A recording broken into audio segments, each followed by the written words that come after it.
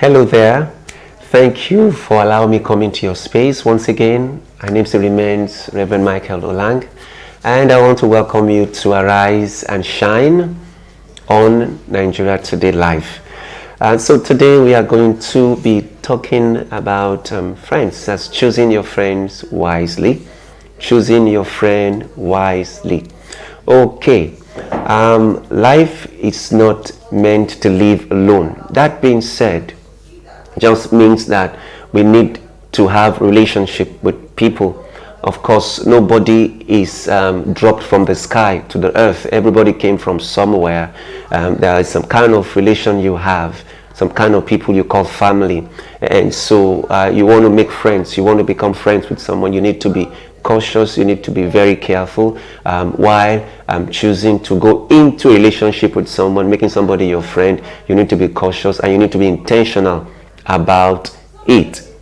And so I just want to encourage us that though some people say they just see you for the first time and then like you, they just want to be your friend. I, for one, I'm not the kind of person that makes a friend in a day. I tend to get to know people before I call them my friends. Because when you call somebody your friend, it means the person knows some things about you.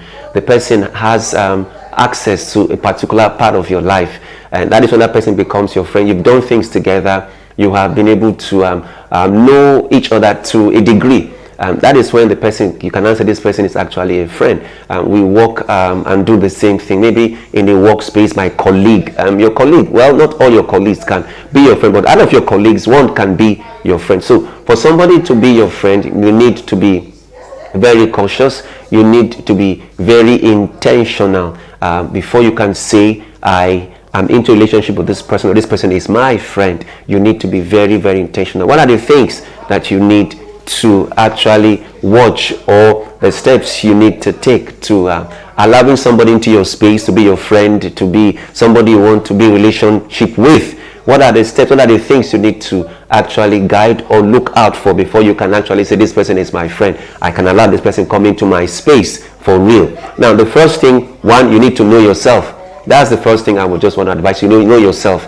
You know yourself. What can't you take? What can you take? To what degree? You need to really study yourself and know yourself before you can now allow people to come into your space, so that they don't come and mess you up. That you know yourself, you are able to do the next thing, the next two things I will say. But when you know yourself, you give yourself the opportunity to choose wisely, because you want to allow people that are going to complement you.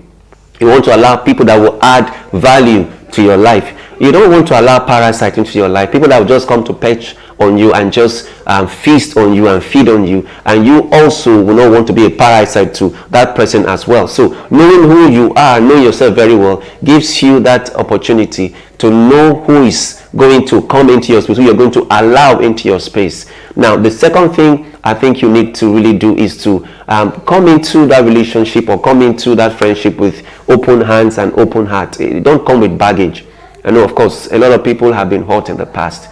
A lot of people have gone through a lot.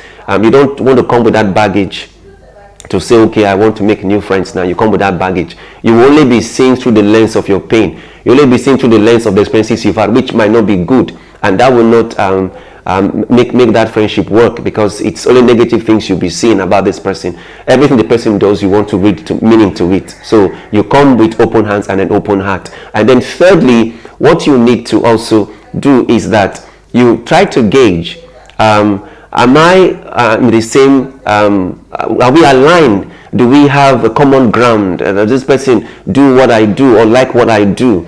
Take for instance, religion. Are we in the same religion? Do we believe the same thing?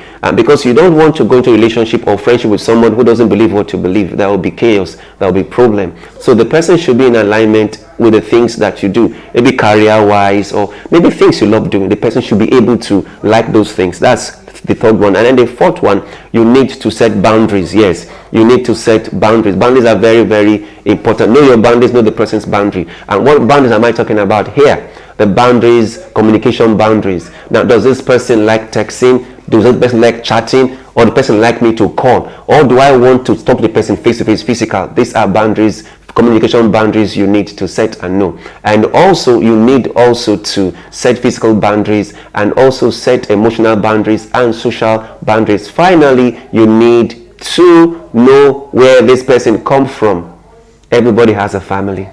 Everybody have who they know.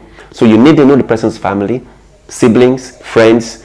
Somebody can just come into your space and say he wants to be your friend. You don't know the family, you don't know the background. As many people have fallen victim to, all in the name of friendship in Facebook and all that, and they've got themselves killed, or they've got themselves into trouble they've not been able to come out from. So to make friends is good, because you can't do life alone. To be in a relationship is good, because you can't do life alone. But you need to follow these 5 steps, or 5 requirements for you to not to make a mistake of friendship with someone. So until I come your way again next time, I just want to say, arise and keep shining.